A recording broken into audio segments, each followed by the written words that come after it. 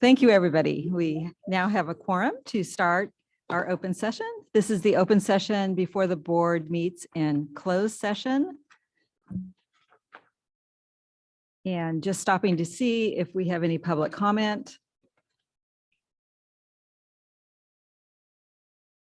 And we do not. So I am going to close out this portion of the meeting and the board will convene to close session. Thank you.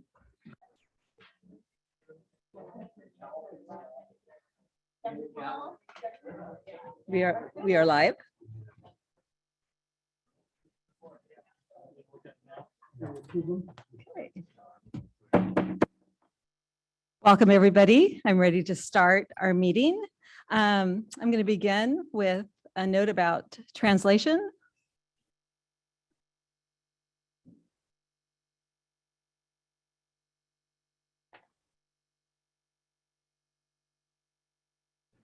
Buenas noches. Para cualquier persona que necesita asistencia de traducción, presiona el botón en la parte inferior de la pantalla llamando Interpretation. Gracias. Thank you so much for that. And then also just a note to the audience, both our live audience and our Zoom audience. If you'd like to make a public comment and you are in the room live, we have public comment cards on the table by the coffee. If you're part of our Zoom audience, if you would like to comment on something that is not on the agenda, you would raise your Zoom hand during the public comment section of our agenda, and I will call on you. And both for our live audience and our Zoom audience, you can also make public comment at our various agenda items. So we do look forward to hearing from you. And with that, roll call, please. Student Trustee Osuna. Here. Student Trustee Stead. Here. Trustee Thompson. Trustee Stevenson. Here. Trustee Sarver. Here. Vice President Ginn. Here. President Dubois. Here. A quorum is present. Thank you so much for that. Okay, next item is approval of our agenda. I have had one request to move item 15.6 to the top of the agenda. And when I say top of the agenda, I mean after the consent calendar and after our public comment. That is my top, which is not exactly the top. So because we'd like to take care of all those other good things first, because we have a lot of other audience participation for our various things. So is it okay to move item 15.6 up? And are there any other changes to the agenda? No. And I move approval of the agenda as modified. Thank you so much. And the second was from Shanice. Thank you very much. Our agenda is approved. I do have a report out on closed session. The board approved 3 settlement agreements by a vote of 5 in favor and 0 against. The board approved the settlement agreement number 1, which is 2021-2022-11. By a vote of 5 in favor and 0 against, the Board of Trustees approved settlement agreement 2021-2022-12. And the third one, by a vote of 5 in favor and 0 against, the Board of Trustees approved settlement agreement 2021-2022-13. And that is it for the report out from closed session. So our next item is approval of our consent agenda. Do I have a motion for that? I move for a motion. Thank you for that motion. And is there a second? Second. Okay. And roll call for that. Student Trustee Osuna. Yes. Student Trustee Stead. Yes. Trustee Thompson. Trustee Stevenson. Yes. Trustee Sarver. Yes. Vice President Ginn. Yes. President Dubois. Yes. Motion carried.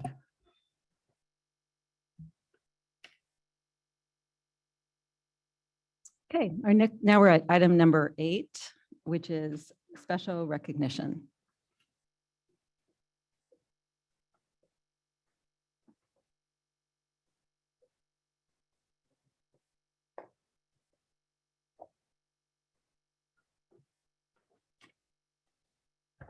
Thank you. Good evening, everyone.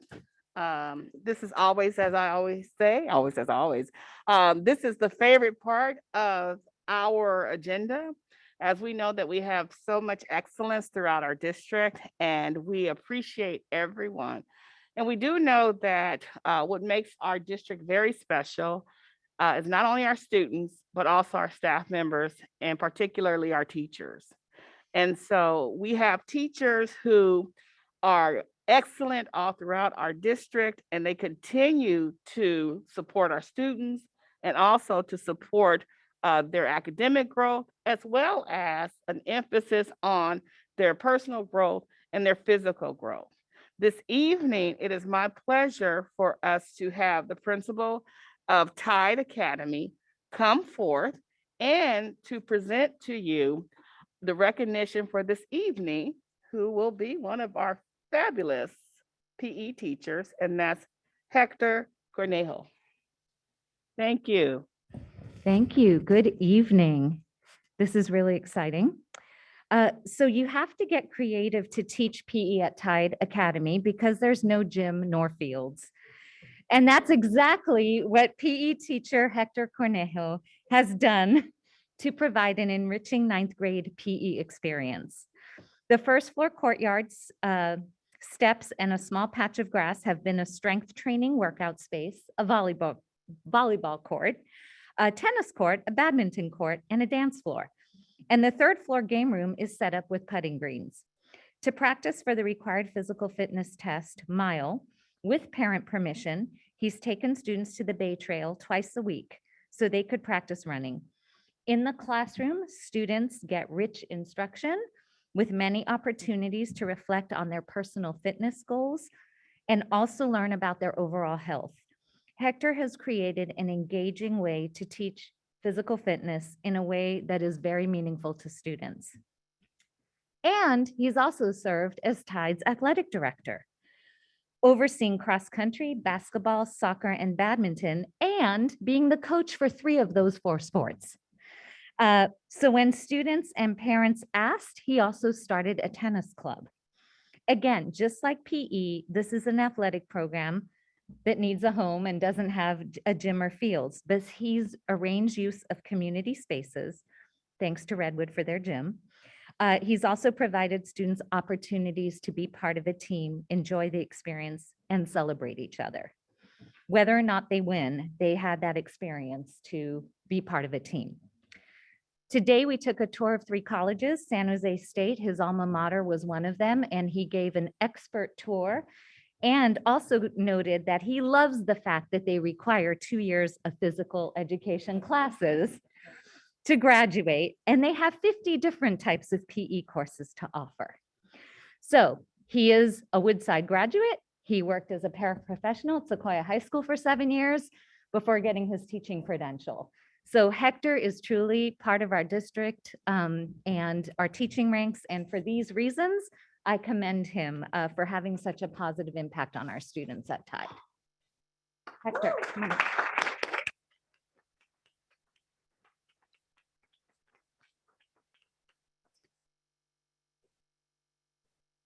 Does he need, I don't know if I told him if he had to say anything or not, but. Oh, please. Oh, okay, yeah, I will. I just want to say thank you so much. I feel so blessed, so humbled to be here. I love this community. I love this district. I grew up here, and that's like the first thing I tell my kids. Like, I came from here. I grew up in North Fair Oaks, and I'm very passionate. I love, connecting with them, and I love being physically active. So anything that I can do to connect with them, teach them, motivate them, and inspire them, because again, once they leave high school, it's on them. It's to become adulthood. I want them to be physically active and have that health, that positive health across their lifestyle. So I really want to hope that I make a change in their lives. And again, I'm really happy and humbled to be here. Thank you so much, Simone, for the recognition, and I really appreciate it. And I'm gonna, I love working here. I know there's a teacher shortage right now, so for me, like, I'm gonna be a teacher as much as I can. So again, thank you so much. I appreciate it. Just want to, and thank you. And do know we love having you here. And yes, please stay here at Sequoia Union High School District, where excellence is our baseline through leadership, service, and equity, and of course, great teaching. Certificate of recognition. The Sequoia Union High School District Board of Trustees proudly recognizes you, Hector Cornejo, for your creative teaching methods, exceptional diligence, and outstanding hard work to support all physical education students and athletes at Tide Academy. Presented on this day, May 11th, 2022. Thank you so very much. Thank you.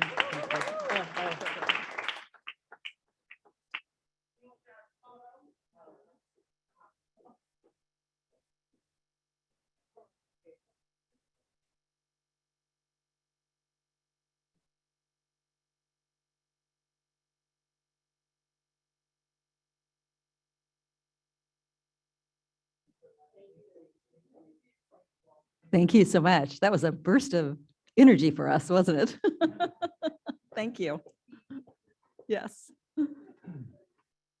Okay, we are now on item 9, our student trustee comments.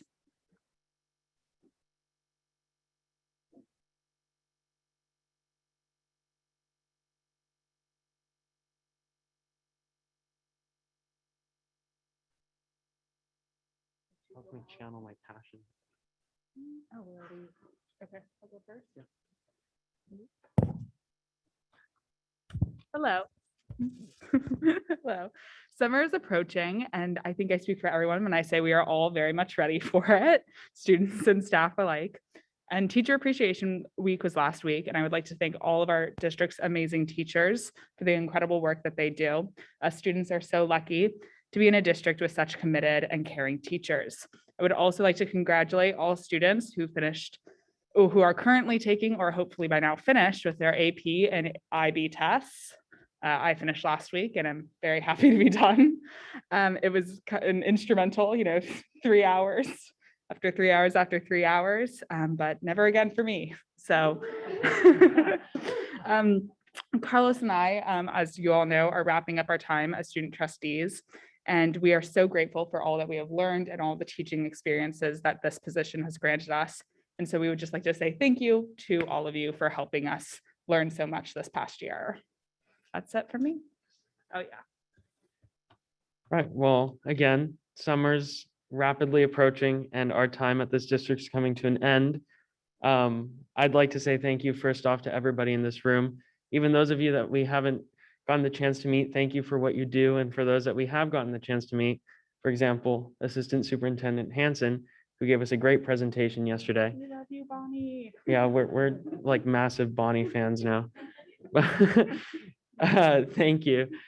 But yes, I want to take this though as an opportunity for Isabel and I to kind of advertise to our fellow students and juniors specifically.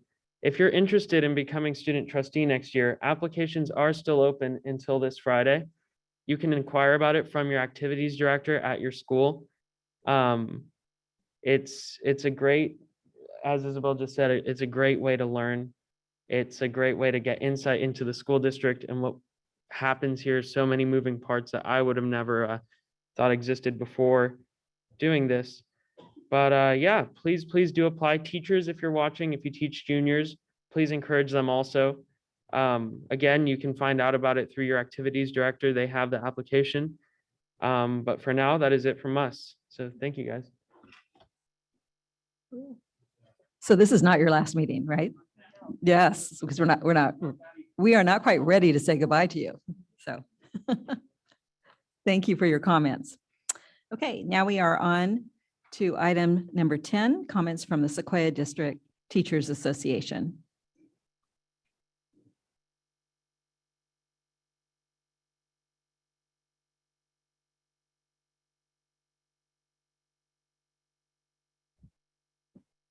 All right, the student trustees got us rolling. We, as teachers, officially have the countdown of how many days there are left in the school year, how many days left until grades are due, and when the first day we can sleep in is.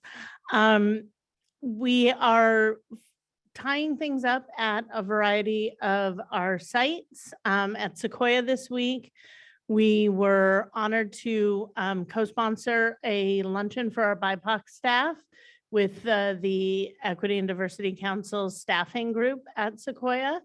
So we invited classified and certificated BIPOC members to come and try to create some community, talk about what we can do to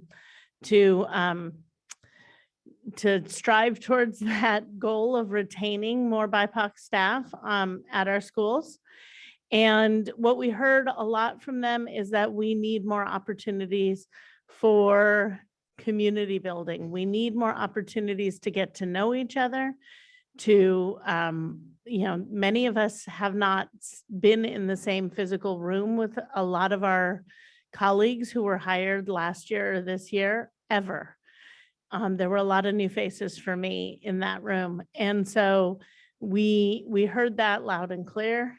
And we hope that the district hears that as well, because we are hungry for professional development and we're hungry for collaboration, but we also need unstructured get to know each other time. And that is going to help us collaborate better for our students. There was one other thing I was supposed to report on and it has flown my mind, but that is par for this time of the year. So with that, I'm going to say we have a TGIF coming up on Friday. We will build some more community there. And anyone who wants to show up at the end of that to see one of our colleagues and his band perform up at Devil's Canyon Brewery, that will be there from 4 to 6. You get there at 6. See ya. Thank you for your comments. And now we can hear from the American Federation of State, County, and Municipal Employees, if anybody is here to speak. And I don't think we have anybody. So I will move on to item number 11, public comment. I don't have any blue cards here from the audience, live audience. If you're in the Zoom audience, you just need to raise your Zoom hand and I will call on you. And these are for items that are not on our agenda. So first speaker is Abby Corman.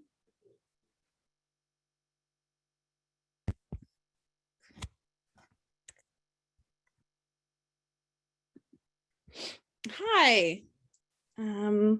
Thanks, Trustee Dubois. As you stated, my name's Abby Corman. I'm an English teacher at Menlo Atherton.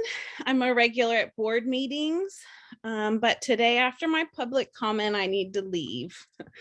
I am burning out. I cried to my therapist right before this, in all honesty. I'm trying to look into my EAP benefits for more therapy that I don't have to pay out of pocket, but I don't have the energy right now even to do that, especially since the EAP seems to have recently changed. This morning, like almost every Wednesday, I received my Wellness Wednesday email from our school's intervention counselor. She wrote, "The level of," and I quote, "the level of exhaustion is legendary. We can all agree we can't go through another year like this one. Our mental health and regular health can't take it," end quote. I'm speaking today in public comment because I'm concerned about student and teacher mental health. I'm even more concerned because it's still not clear to me what the district is concretely doing to support those of us on the ground this year in the immediate, directly. It's my understanding the district does not yet pay for any mental health support at the sites, except for the salary of the mental health support specialist. And all of our therapists come out of grants or the principal's discretionary budget. While I know we posted some positions on EdJoin this year, they were unfilled.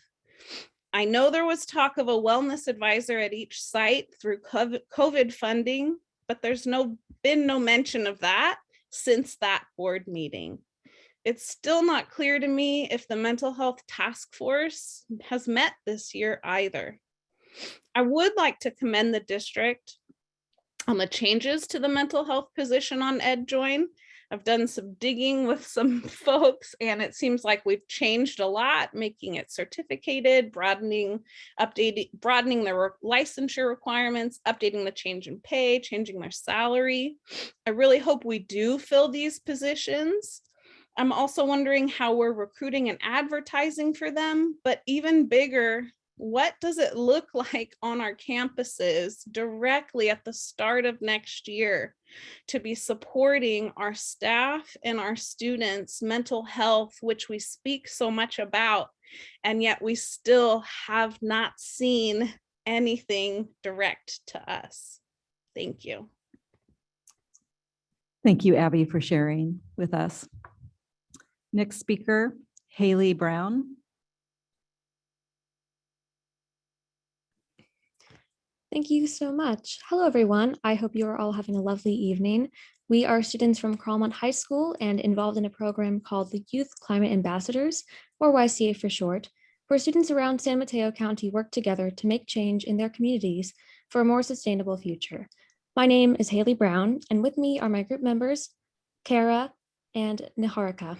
Unfortunately, group members Darian, Nolan, Mason, Joel, and Anamika were unable to make this meeting, though they have contributed greatly. We are here today to discuss the importance and essentiality of implementing sustainable energy at Cromwell. Today, I'm going to cover the importance of energy efficiency at Cromwell. And to first address the climate crisis, energy is an important resource. Currently, most of our energy comes from fossil fuels, which are not sustainable and have significant repercussions. If Cromwell can increase energy efficiency, and we contribute at least a little bit to helping the planet.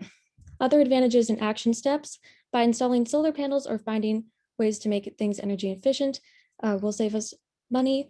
And Niharika will take it away in discussing LED lights and the facilities master plan.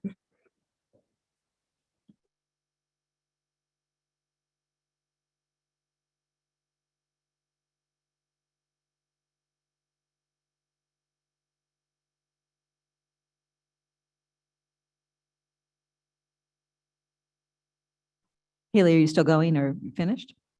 I am finished. Okay. I am with Thank a group of people. Niharika here and another person named Kara Kim is here today. We are a group. It would be wonderful. We created a presentation to share with you guys. It would be wonderful if you could pass the microphone over to her, and then everything will go as planned. Thank you so much for your time and for listening. Thank you. Thank you very much. So another speaker's hand is up. Niharika Prashanda. I hope I said your name right.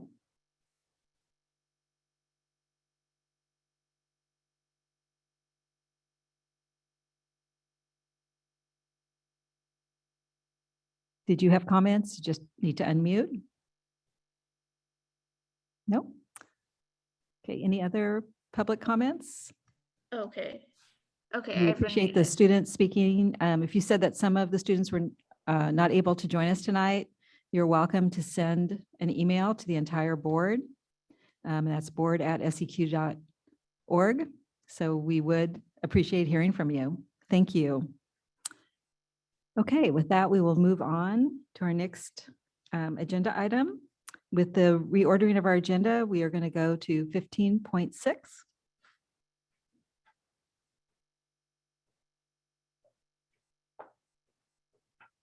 Good evening.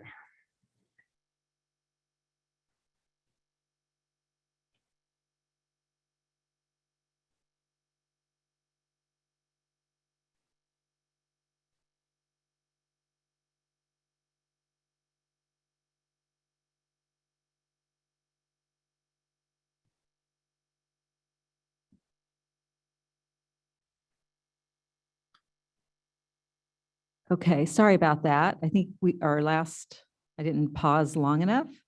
I can go back to public comment if one of our other students wanted to speak.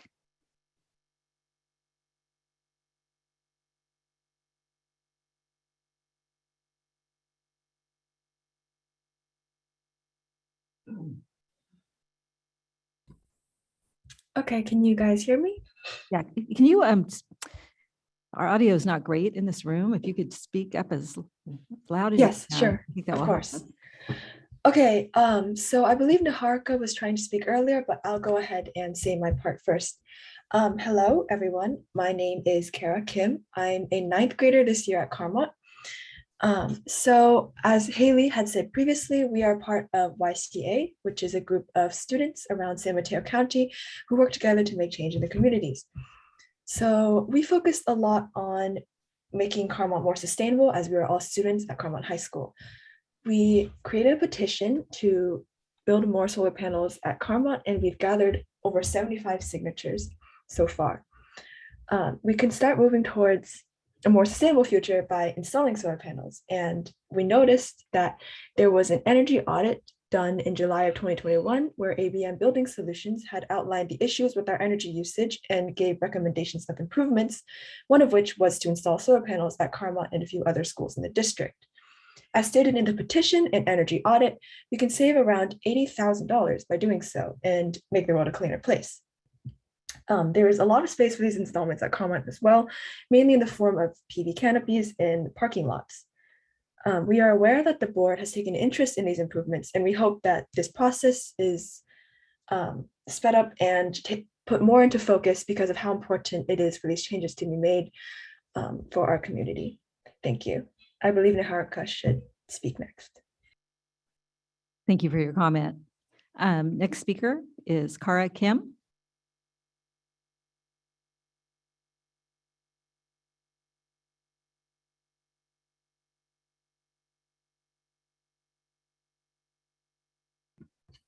Oh, okay. So I just spoke. I believe Niharika should speak now. Sorry about the confusion. Okay, thank you. Okay, so that is it with our public speakers.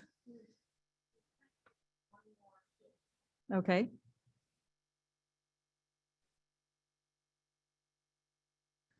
Hello. So sorry for like all the technical difficulties and whatnot.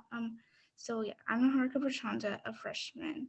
So yeah, we noticed that there were already some resolutions to make Carmont and other schools in the district more energy efficient in like Is someone the speaking? 2015 facilities master plans. Okay, speak up as loud as you can, please. Oh, sorry. Yeah. And right into the microphone. That will help us. Oh, okay. So Now we hear you. yeah, so some Carmont specific, some LED lighting specific goals in Carmont's 2015 facilities master plan were to replace inefficient exterior building light fixtures with LED fixtures, replace inefficient T-wing hallway light fixtures with LED fixtures, and replace inefficient D&E hall classroom light fixtures with LED fixtures. Only the first item has been achieved. Yeah, so like just a quick recap of like the advantages of LEDs versus like the fluorescents that are currently in place in classrooms around the district. They have a longer lifespan of 25,000 to 50,000 hours versus 1,500 to 20,000 hours of the bulbs currently in place. They're more efficient. ABM in their audit, which I believe they presented in the July of last year, estimated electric utility savings of 50 to 80%. And they do not contain mercury, so they're less of an environmental nightmare to dispose of. Yeah, so according to the ABM report released in July 2021, the makeup of lighting across the district includes fluorescent lights, halogen lights, and some LED lights. Yeah, but very few. Compared to LED lighting efficiency across the district ranges from moderate to poor. Yeah. And ABM estimated that we could like have electric utility bill savings of 50 to 80% if we replaced all lighting across the district with LEDs. So yeah. According to Jay Neiman, a project manager at the construction/maintenance department who I emailed, all exterior lights have been replaced, but interior lights are still fluorescent. It's waiting to be done either through a renovation or a bond measure taken to the voters in November. The last update on progress on facilities master plans was in 2016. We also created a petition which garnered over 80 signatures. So yeah, our demands are like, we asked the board and the district to replace all remaining fluorescent bulbs with LEDs in a timely and environmentally conscious manner and provide regular updates to the public on progress made on energy efficiency measures, such as LED lights, like on the district website. Thank you for your comments. Laura, were you able to get that for the minutes? Yeah, the audio is really low, which is not probably speaker's fault. I want to encourage all of the student speakers, if you could please send me what you said, and then I'm going to pass it on to our board secretary for the minutes. We want to make sure that we're capturing every word. And I'm sorry that our audio is weak, seems to be weak tonight. So please send us, you can send it directly to me or to the entire board, and we will make sure that your comments are included in our minutes so that we can reflect carefully on what you are telling us. Thank you. If I could, I'd like to add, President Dubois, you and I have been participating in a district-wide student-led sustainability committee throughout the course of this school year. And a lot of work is being done in conjunction with all of the site administrators, with district administrators, with the San Mateo County Office of Education. And I think there's a very strong channel there for this group of students to become engaged in a way that is already existing to help make their voices be heard very clearly and be strong contributors. So we will try to make sure that your group is in touch with that group as well, so that your contributions can really begin to make a bigger difference. Thank you, Ellen. Okay, so now we'll move from public comment to item 15.6. Good evening again. This is a very exciting item that I'm bringing before you tonight. It is an agreement that has been in the making since slightly before my arrival in 2019, with that the district has been in consultation and heavy negotiations with Peninsula Innovation Partners. I don't know if they were formerly known as Signature, who is working on a mega development in the Tide vicinity for Facebook. So the district closely monitors the approval of new development within its boundaries in order to help guard against possible school overcrowding as families move into residencies. One such proposed development is the Willow Village project, which is located within the city of Menlo Park and includes the development of 1,730 new rental residencies, as well as office, retail, and hotel space, open space, parks, and trails. So this is a very exciting and very large project. Under applicable state law, the district is able to charge school impact fees to new developers in the amounts that fall well short what our facility needs currently are with new developments in nearby locations. The Willow Village project is estimated to be responsible for approximately $2.5 million in statutory school impact fees for our district. Staff, along with legal counsel, have met extensively with the developers of Willow Village project to discuss our needs in relation to this project. The developers have been forthcoming about their desire to support our district. As reflected in this agreement, the developers would be committing to an additional $15 million above the statutory fees to our district. These funds would be used by our district to address shortfalls in the state school facility funding program, to provide for our facility needs that the state program does not address, to fund supplies and equipment for our new facilities, and to address traffic and pedestrian travel from Willow Village development to our district facilities. The agreement prioritizes the use of these funds to serve the Tide Academy, Menlo Atherton High School, and other schools and facilities supporting the Bellhaven neighborhood of Menlo Park. The degree of developer funding under this agreement is unprecedented in our district and really in our area.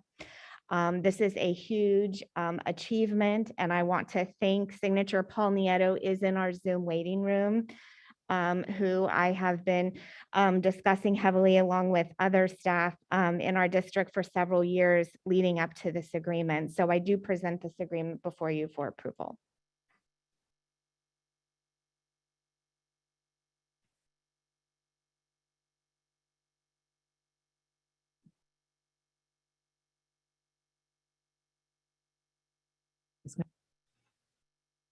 Did you say he was going to speak or? No, No. no, it's on your side now. Sorry. Sorry, I'm getting like the prod here. I thought he was coming on. Sorry about that. I thought that's why we reordered our agenda. Okay, any questions or comments from board members? Ellen? Pardon me?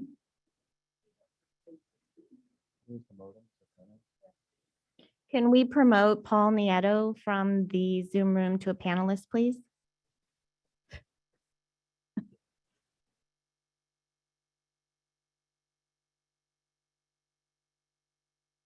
But I'll turn and see if they're, while we're doing that, do board members have any questions or comments? Alan? I see he's arrived. All gonna speak? Paul, do you hear us? I cannot see you in the Zoom room. Okay, I can, There he is. There he is. I can hear you and see you. We can hear you as well, sir. Great.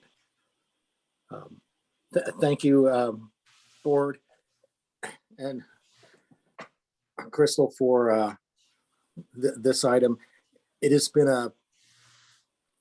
about a 4-year process as we've been discussing the district's needs and how we might help in the most efficient and supportive way for the various needs that your district is encountering, and especially for the concern that the district staff and board members have had for the immediate surrounding area of our proposed project that includes the Bellhaven neighborhood. It'll be well received, and we look forward to a long and supportive relationship. Thank you. Thank you. Okay, Ellen?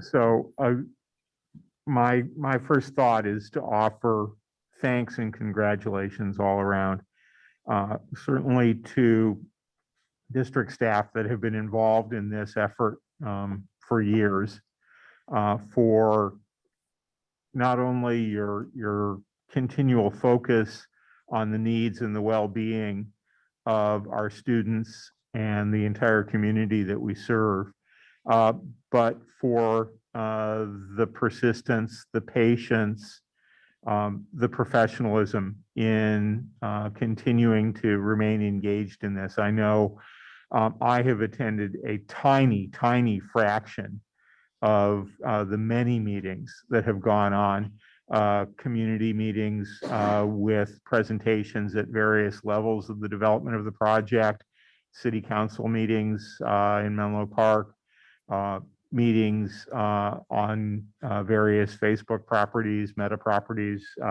and at various district facilities and things that have gone on. And I know how much, I can only imagine how very much more time and effort went into it. But also, Paul, to you and your team, our partners in this, for having the vision and the responsibility to the community where all of this will happen, to be ensuring at every turn that you are trying to meet the needs of the community, to bring benefit, to not only develop something that is very good for a business and the community, but for all of the residents nearby and the public services that support them. And this is not only a great arrangement that has been reached through long negotiations, but it is also, I think, a critical shining example of how the development that is going on and is only going to be accelerating throughout our region can take into account the infrastructure needs of our community. And education is a critical infrastructure need to be able to grow and improve to meet this growing need. So thank you for your partnership and for your leadership in putting this example before our whole community. Thank you. Chris? I'd also like to add my words of thanks for this contribution. I can underscore the fact that the state mandated fees in no way cover our costs in a district that is essentially at capacity for student seats. At capacity in an area where our building costs are so high that 2.5 million or the state mandated percent just would not cover the cost. So that made it vitally important that Peninsula step up and help us with this. So would like to recognize their contribution, also recognize the amount of work done since Alan and I have been there for a long time on this one, but staff on both sides. Paul, special praise to you for making this happen and saying thanks for something that's very important to the district. I just think it's, we all serve, we want vibrant communities and strong schools, and this is a partnership that helps with both of those, and it's great to be a part of it. And thank you to Paul and your team and to Crystal and all of your team that worked on it. Shanice?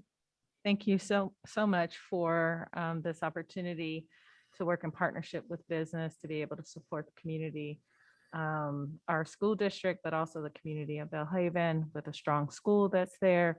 And so want to thank our superintendent and our associate superintendent and everyone who worked on this. All righty. Did y'all hear that? We did. I did. Thank you. That's what I said. And so thank you all for all of that. And we appreciate the investment in our students. So thank you. Thank you for the board members for your thank yous, and thank you to staff. Okay, with that, I think I need a motion to approve this fabulous So moved. agreement. Second. Okay. All in favor? Aye. The motion passes. Great, thank you.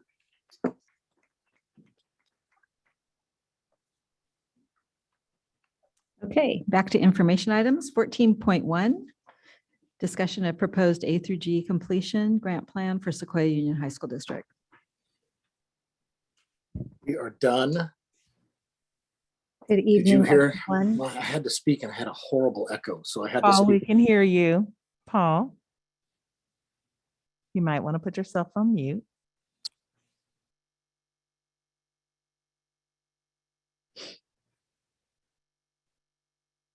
Thank you for having me here this evening. It is my pleasure to present with you a grant that will provide more money for our district to help our students to recover from the pandemic. This one is particularly in the area of A through G. We as a district have taken past COVID funds and already put large chunks of it towards this endeavor. I would say that this grant is a nod to the fact that in some places, perhaps that wasn't done as specifically. So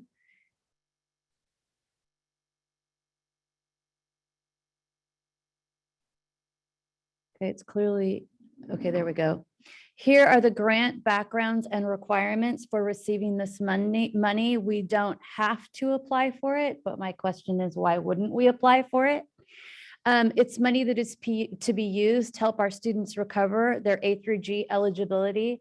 That's the courses that they need to pass with a C or better to be eligible for our UC and therefore most other colleges and universities when they graduate from high school.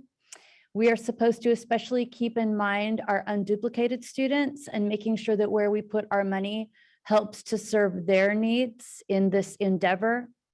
It needs to be discussed at a regularly scheduled board meeting by the governing board. So here we are. And then it needs to be adopted at a subsequent regularly scheduled board meeting. So I will see you again on May 25th. These are one-time funds. Oh, to have grants out of all of this that were not one time, so that we could put them towards longer lasting endeavors without running into the wall in 2 to 3 years that we then need to lay a whole bunch of people off. And then it needs to be by December 31st, 2023, that we let the state know how we are doing with our A through G funds at helping students to recover from missing those needed grades to apply to college. Okay.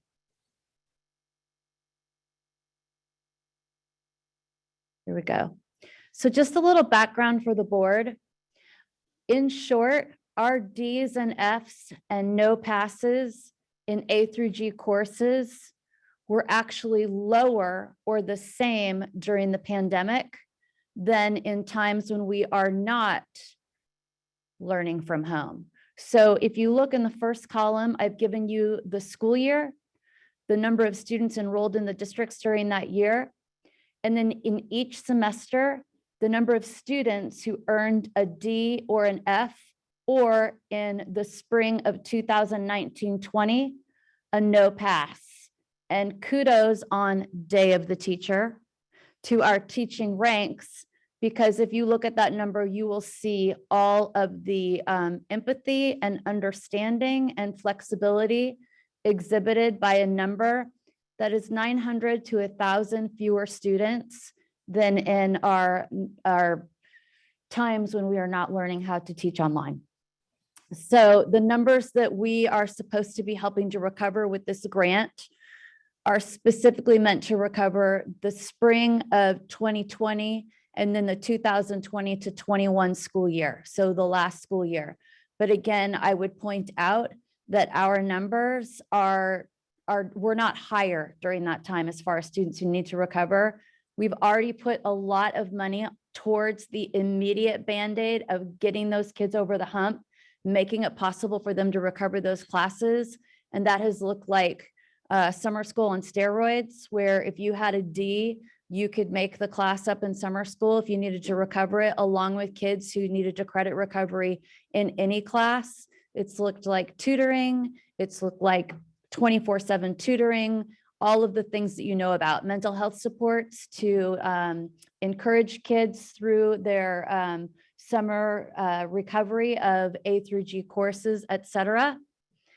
So we are in the enviable, I think, position of, because we already have done a great deal to help students recover those Ds and Fs, being able to be proactive in some other areas as well that deeply impact A through G, but frankly, we would never do if it were not for the fact that this money is going to go away in 2 years. So the first one, and the one I'm most certain we would be very unlikely to do, were this not a large chunk of one-time money, is contracting with Canvas to create a district customized standards-based grading platform. And when we look at who's meeting A through G across the country, we see that students who are being graded through a standards-based grading means are experiencing overall higher rates of success, higher rates of completion of A through G. And as you all know, standards-based grading means it's not so important that I turn in every single assignment in your class every single day, whatever that assignment might be. However, that assignment may or may not address the core things that you want for me to get out of the class. What matters is that I, by the end of class, am able to show you that I understand what it is that you told me at the beginning of the unit or the beginning of the year that you got out of the class. And what makes that more complicated is because we wouldn't want for our students who, as Ed Code specifies, determine a student's grade to be able to make that determination in their own class. So what that looks like is every teacher needs to be able to put in a different point system for standards-based grading. And it gets really, really complicated because if I'm a teacher, I might be a teacher who wants for the initial assignment to be worth 45% of the grade and the final outcome be worth 55% of the grade. Most common is 35% at the beginning, 65% at mastery, but there are all sorts of different ways to break that down. And right now there's a program in Jump Rope that does it somewhat, although it's a lot of clicks on the buttons. It means that teachers are trying to work in 2 different gradebook systems or learning management systems before they then put the final grade into Infinite Campus. So in short, we're asking teachers to please consider the standards-based grading, and we're doing workshops, we're doing everything we can to make it possible. I went to one 2 years ago. I was completely inspired. And then they turn around to do it, and we are rewarding their desire to take this on by asking them to keep 2 separate grade books and manage a system that is not very manageable. The cherry on the sundae is that Canvas is where we report all of the grades, and right now there's not a good system for the standards-based grading. So would I in normal times suggest that we spend this kind of money on personalizing something? I would not. I think this is a really big game changer. It's a one-time investment that will benefit our students and our teachers for the long haul. So as much as I have ungratefully complained about this one-time money that won't let us hire a bunch of additional staff, in this case, I am thankful for it. And just to be clear, I did run this by the principals and SDTA. Number 2 is TeachFX. TeachFX is something that helps us to put into action the practice of rich talk because it's voluntary in our district. This coming year, it'll be a pilot, so it'll be less expensive than the next year when we ramp it up some. What it does is I volunteer as a teacher to be a part of this. And this TeachFX is a system that records all sorts of fun facts about the communication in my classroom. It lets me know how much I'm talking. It lets me know how much students are talking. It breaks down how much every individual student in that class talked. And then it breaks down based on keywords, what is rich, deep conversation and what is just surface conversation. So it is a tool that we are very excited about. So that's number 2. And as we've talked about so long, academic discourse and a deeper understanding and being able to communicate that is not only good for life, but also for your UC A through G completion likability. Likelihood. Next, this one is a little bit more less clever, but we do think that there is still a need to provide some FTE during the school day for the next 2 years for schools to offer in the instructional year classes that they would not normally be able to offer. So for instance, we're funded at 6 classes and then extra monies have to come for a student to take a 7th. This would allow things, for instance, a lot of kids stub their toes on meeting A through G with Algebra 2. This would allow a school to run an additional section of Algebra 2 or have 2 teachers in the classroom for Algebra 2 for a group of seniors who was close to meeting A through G and is probably not going to make it across the finish line with a C if they try to make it up during the summer. So that's a proposal there. A 0.4 at the comprehensives and a 0.2 at the small schools for the next 2 years, targeted at students who need A through G, particularly unduplicated, and those who are closest to the finish line of meeting that. And then finally, it would pay for half an executive director for our MOU that we signed last week with the community college in the work that we want to make college classes, which are also A through G eligible, more tangible and doable for our students, And of course, that position will provide things like posse programs. It will increase the number of dual enrollment classes that we offer and the accessibility of those classes. So that is what I have for you. And I neglected to say at the beginning that the amount we have been given for this grant, should we choose to accept it, is $1,140,681. And it's likable. Questions? Thank you for that. Ellen? So first of all, you started off framing this of, we don't need to do this, but why wouldn't we? This is another example of something we've talked about often, of a compliance document that has been used in our district to really lay out the vision of the district and the real world steps to move forward and get there.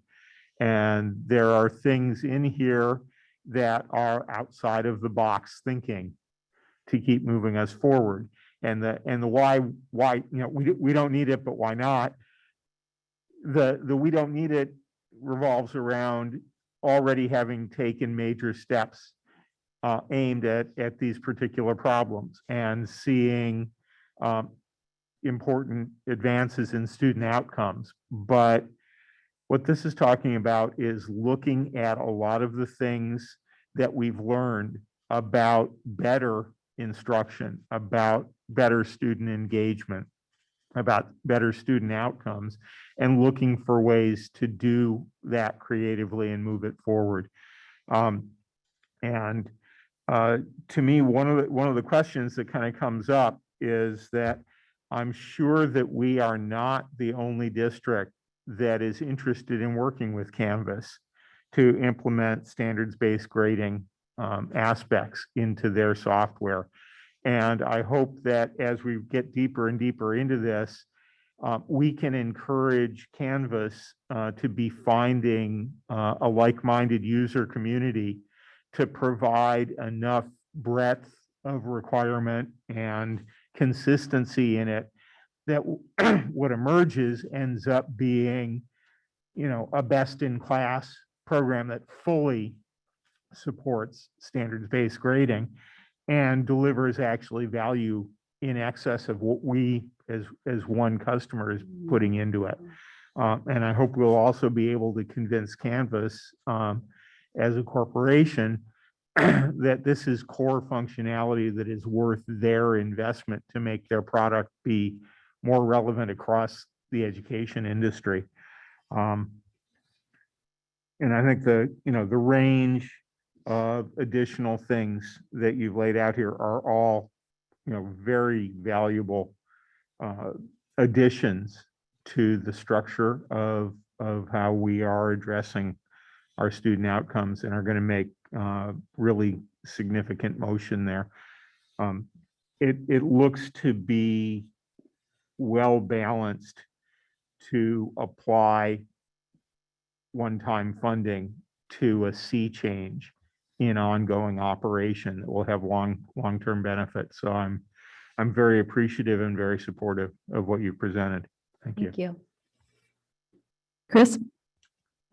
Interestingly, I had two thoughts similar to Alan's, but one's on the working with Canvas. I'll come back to that, but wanted to start by saying I appreciate that you're taking the time and talking to us about the ways the money would be spent, because in some ways that helps us understand how the district is moving forward. I also think it does a beautiful job of balancing money invested in people for short-term and then systems and training for long-term. That's a really nice balance. The question I'd see if you could say a little bit more about Canvas and our efforts in the district for equity standards-based grading. It's my understanding, maybe wrong, that we're developing that's a work in progress. Yes. So I mentioned her before because it was such a great staff development, but Lydia Kuffman has been a lead teacher who has been doing a lot of the work around standards-based grading. And I need to give credit to Sequoia High School because Sean Priest and Kristen Stout and their staff there have done a tremendous amount of work in this area.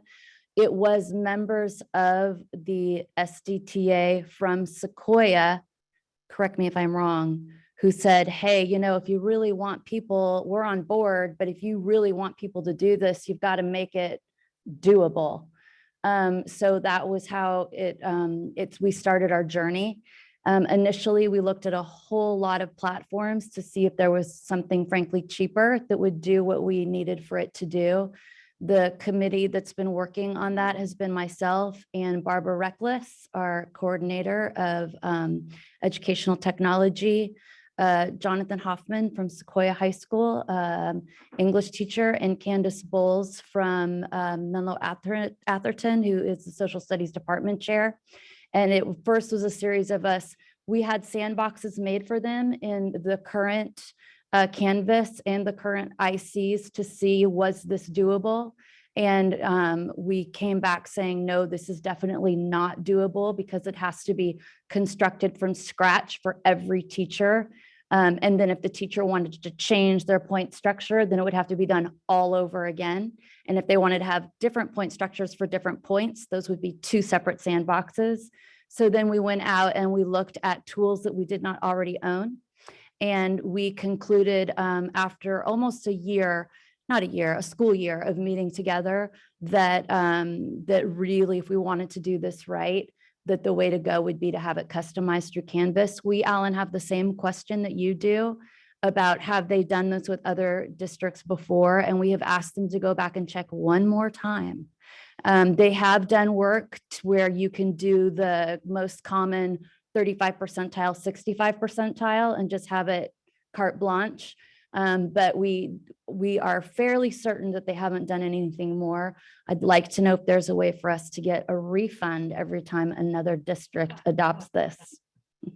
While that may be unrealistic, a little Indeed. unrealistic, and I know it's hard getting software companies to adjust to multiple Yeah. company demands may be difficult. If they're simply able to identify for you districts that are interested in this sort of thing, Yeah. it might be helpful to us. Sure.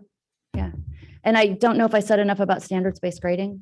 No, that was Okay. great. I think the linkage of the software and the district's experience with this is going to be really, really interesting, maybe a little complicated, but worthwhile. Thank you.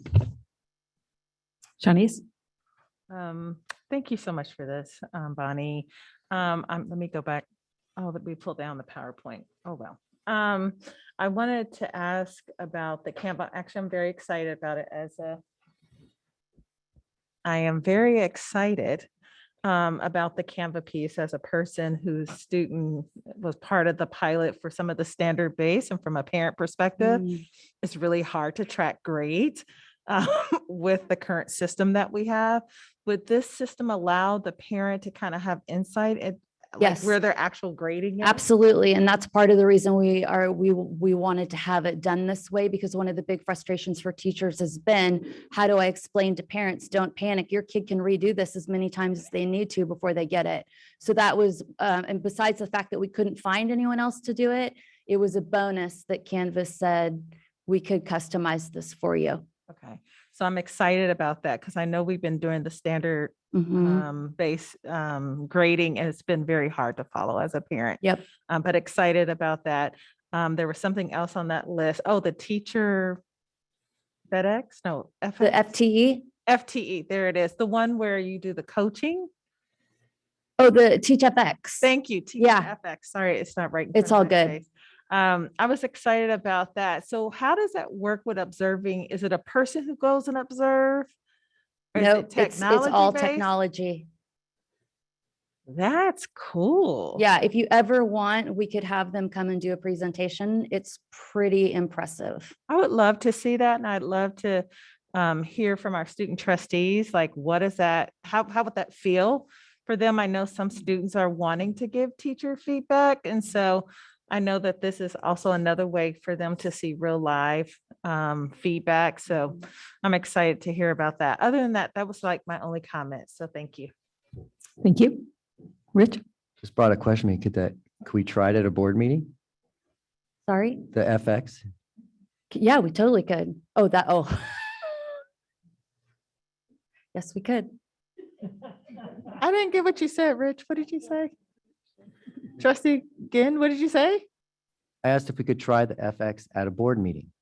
And she said that we could, and then we'd Oh. all see how it works. Okay, any other questions or comments? No?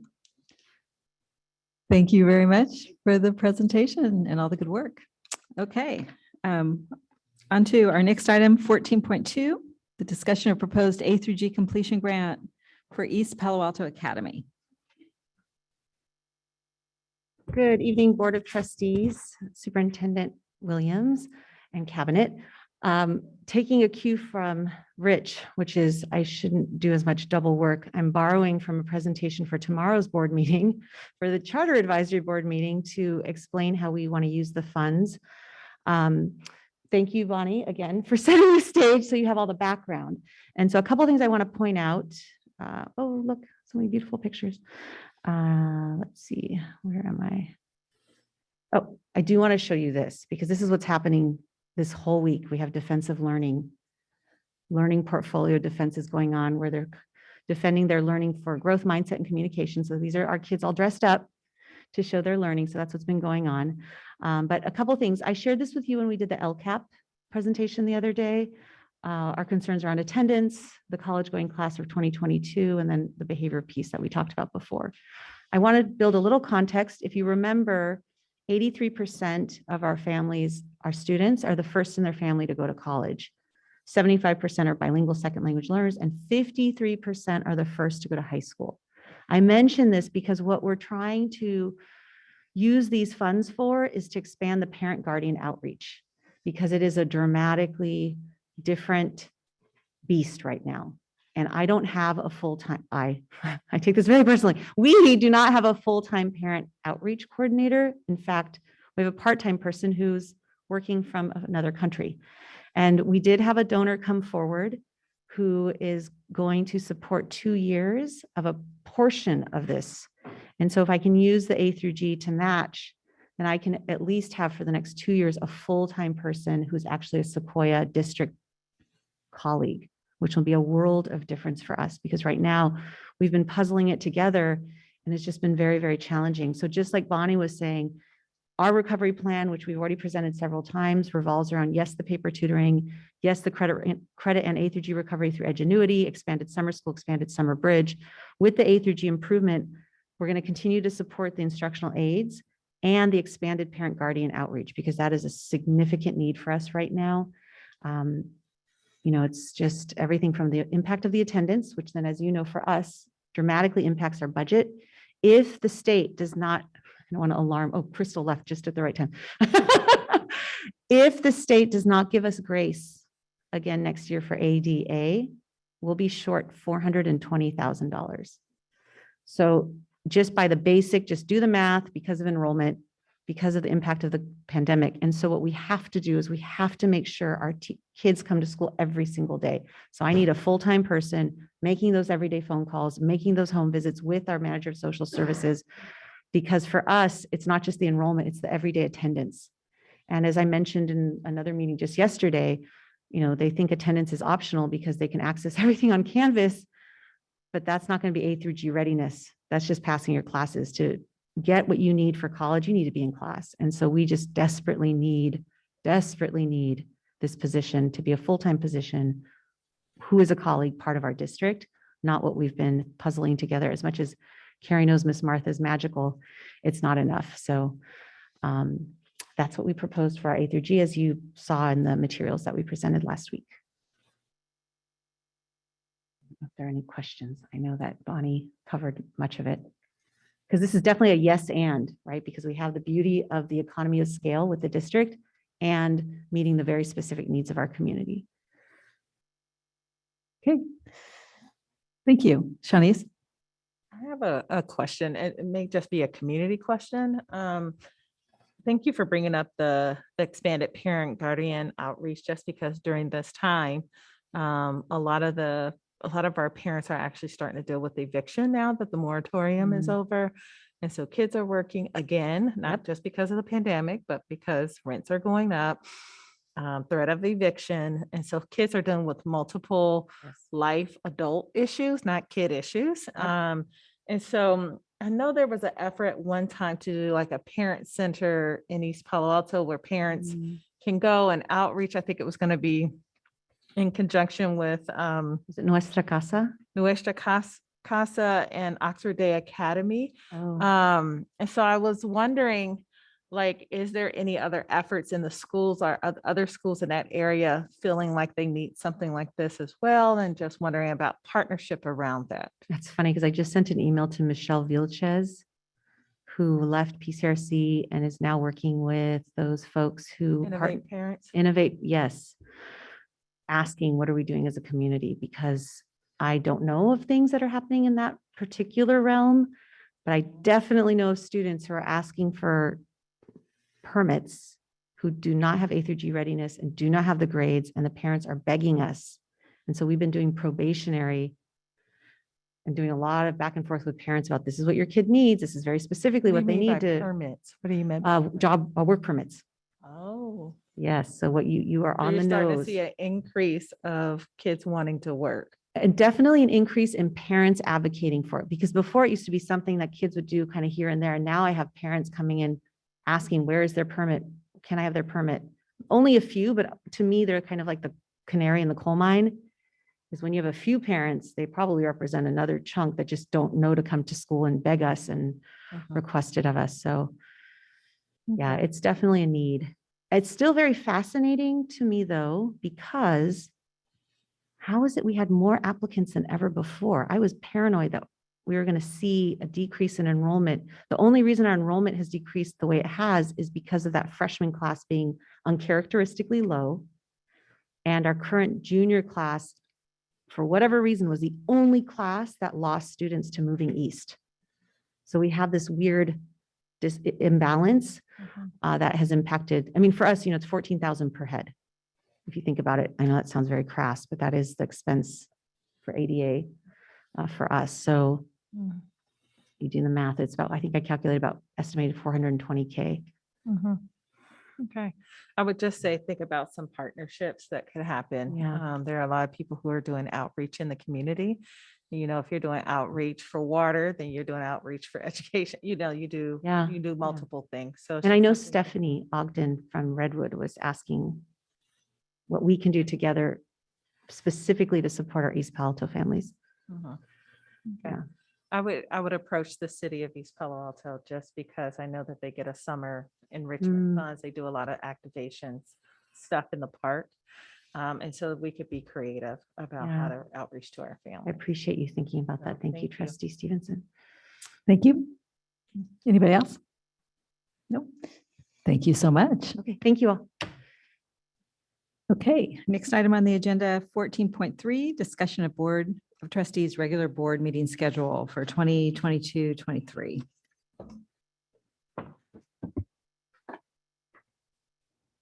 Thank you, Madam President. So here is the draft for consideration of the board for the meeting schedule for the 2022-2023 school year for your consideration, edit, and feedback. I have a couple comments. So first, I'm just wondering if having a board meeting on the first day of school is a positive or if that's a challenge. Because potentially if we shift the first two meetings each forward 1 week, then we don't have a meeting on the first day of school. So I just bring that up as a, When is the first day of school? I believe it's in between, I think it's the Wednesday in between, it's August 17, isn't it? Oh. And so if you push it to be, if you push each meeting forward by a week, then the first day of school is between two board meetings instead of on a board meeting. So I just bring that up as a possible comment. And then the second comment is that we've got 4 weeks between the January 18 and the February 15 meeting. And we have what we call our parking lot with a whole lot of stuff in it. And maybe we could address parking lot items on February 1. Those are my two comments. Say that again, trustee, again about the February date. Help me to understand. Parking lot, you said something. Well, okay, so there's a January 18 meeting and a February 15 meeting. And there's 3 weeks between those two. So if we put a meeting on February 1, then it'd be every other week like we do through much of the year. And we rarely we have a long break in December, naturally because of the holiday. And it's another long break pretty shortly thereafter. And I'm just commenting that we have a whole lot of items that we have an interest in addressing that we don't, because the schedule is so full, that maybe we could add a meeting on February 1 if we wanted to try to address. Okay. I think that's a good point, because when that happens, that's how we end up with 6-hour board meetings when we're so backlogged. Yeah, I appreciate So that. good point. I have a question.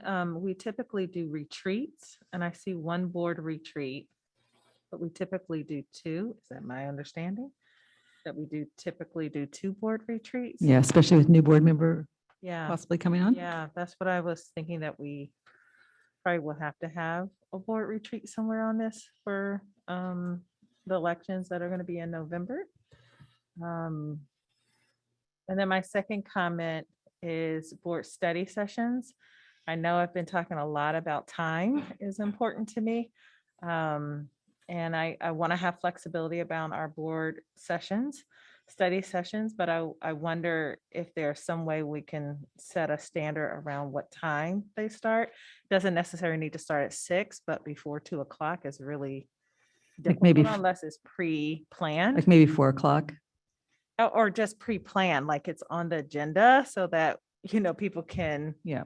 I know I work full-time, I'm sure all of you do, but my schedule is a little bit more inflexible, working with families and schools. And so even if it's the to be determined, is really hard for me to work around. So just trying to be mindful of Yeah, that. and a 4 o'clock start time will still, Yeah, that would be helpful. Hopefully be at helpful least to for- staff. At least for a board, for board sessions after going to the Brown Act committee, Brown Act training. I understand board sessions a little bit more. You can have flexibility around the time. So I'm open to that, but I just need to know in advance. And I think sometimes when we have TBD on here, it's hard to kind of schedule that. And so I don't know if that's a standard around, I'm sorry, my eyes are bothering me, but maybe it's like advance notice more than a couple of weeks, maybe like 3 weeks or something like that. But we don't have to discuss it now, but it is one of the things that I get yeah. concerned Let me about. just make sure we have, because the 2 of us are nodding our heads, but make sure that other board members would prefer for workshops a later afternoon start time. I have flexibility with advance notice, but I have no problem with putting it in advance. So Yeah. It's more. The time advance doesn't notice matter me. for the 3 of you time. There's more flexibility. Okay. Yes. Thank you.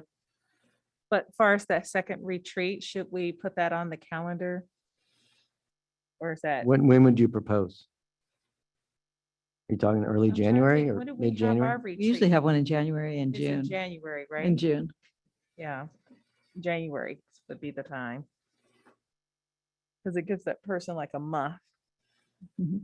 to ease into. And maybe Because the Feb December's 1 is pretty that, busy. is that retreat. Maybe the Feb 1 is that retreat, That would be great.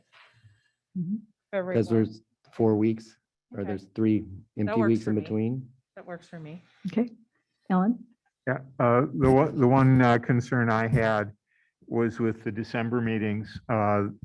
The first week in December would be the certification of the November election and would be the swearing in of any new board members at that time.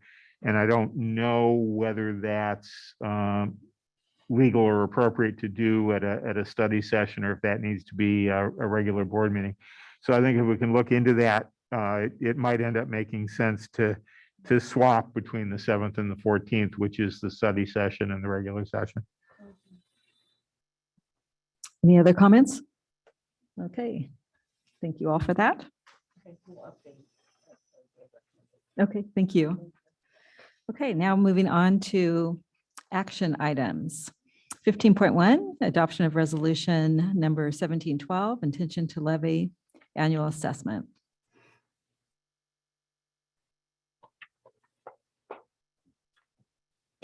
Good evening again. This is a yearly housekeeping item as related to some of the wonderful generosity from our communities. So you had seen this back in February. The Board of Trustees adopted a resolution initiating the proceedings, that the district would work with our consultant, SCI Consulting Group, in accordance with the rules and regulations around instituting this levy assessment. And so tonight you have the adoption of the resolution. And then at the June 8th meeting, the board will hold a public hearing and then take action on continuing the maintenance assessment district for the 22-23 school year. So this is an assessment of our sites that are used for public recreation facilities. So if a site has some recreation facilities, the areas around them are assessed, and then we receive that to help maintain our sites to be open and to keep them at a high degree of standard for our public use as well.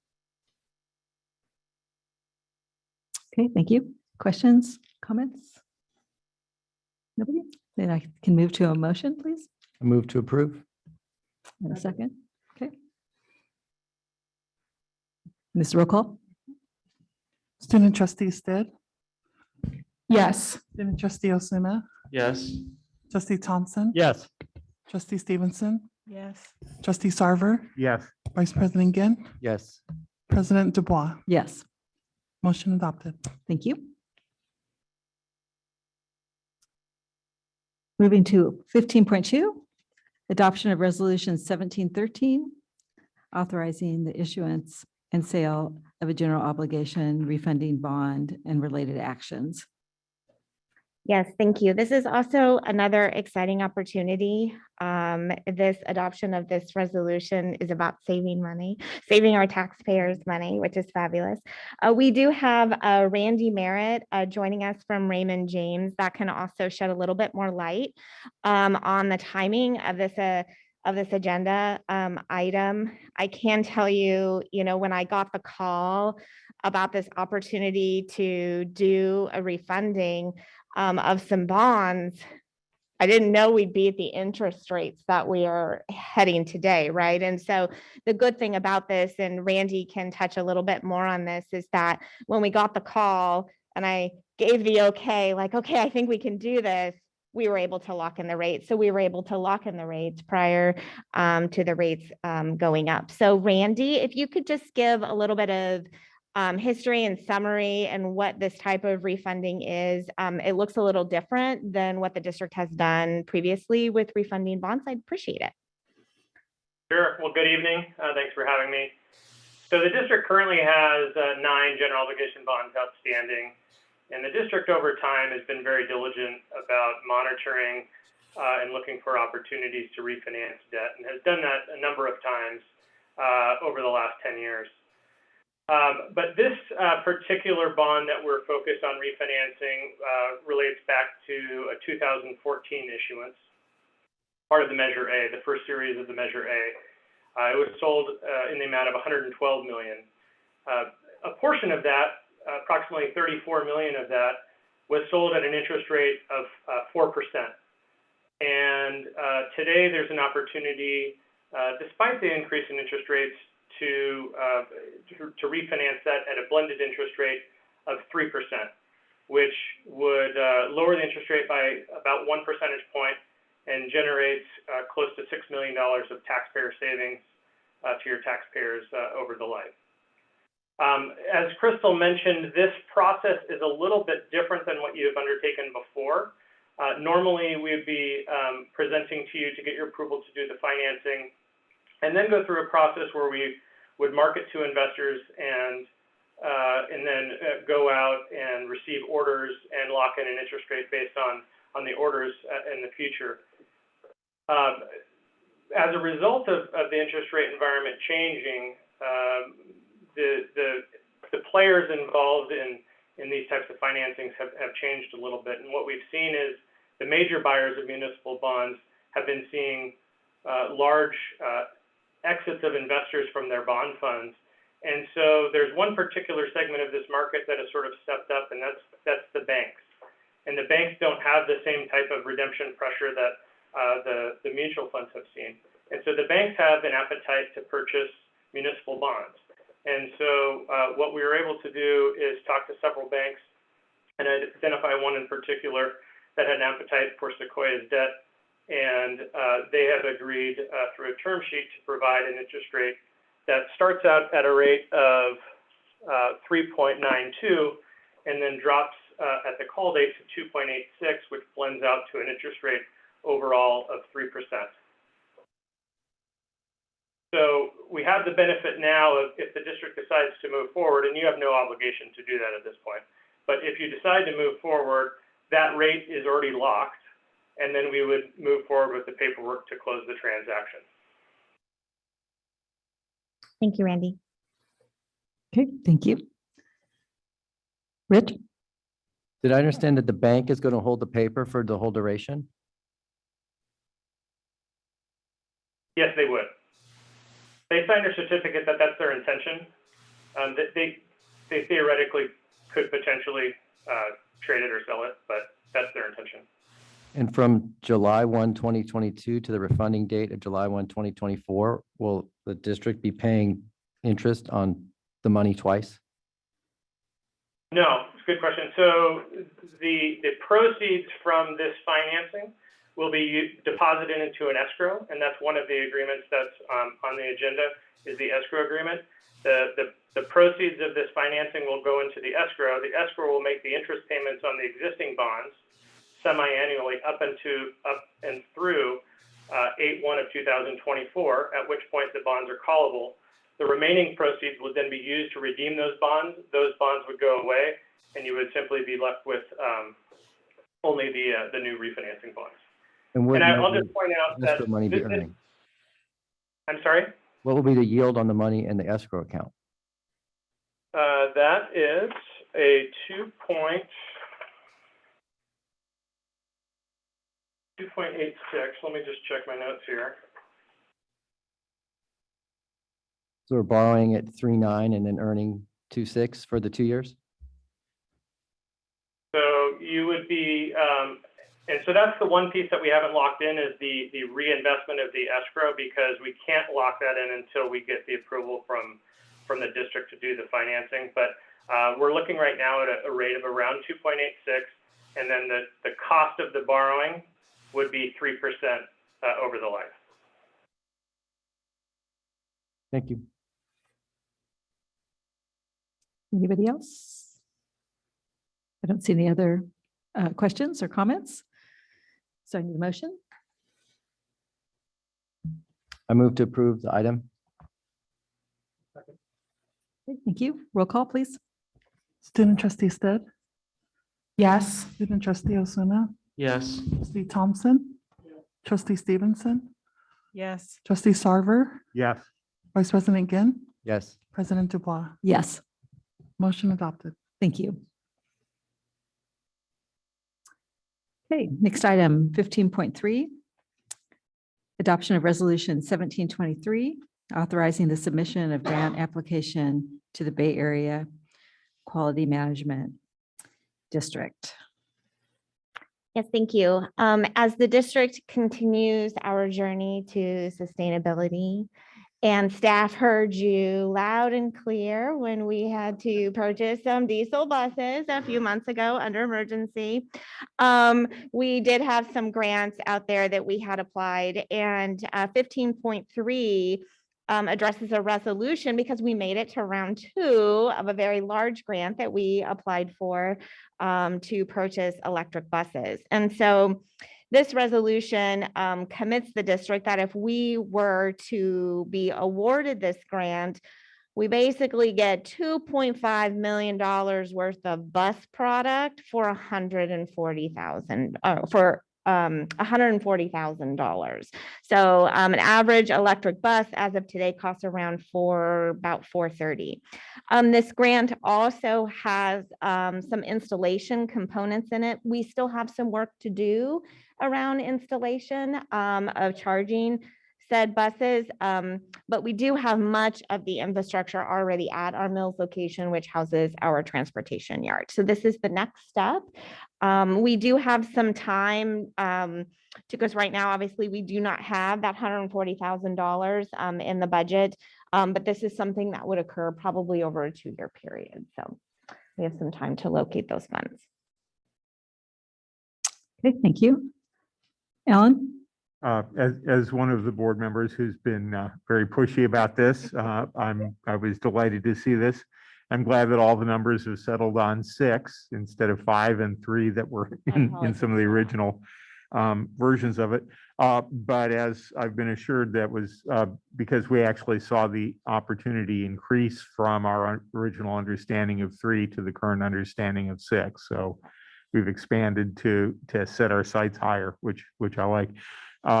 Both I believe it's CalStart.org and PG&E are offering a lot of support programs out there for putting in the infrastructure to really support these buses. And I think their starting criteria is that districts come to them with a contract in hand for at least 2 buses.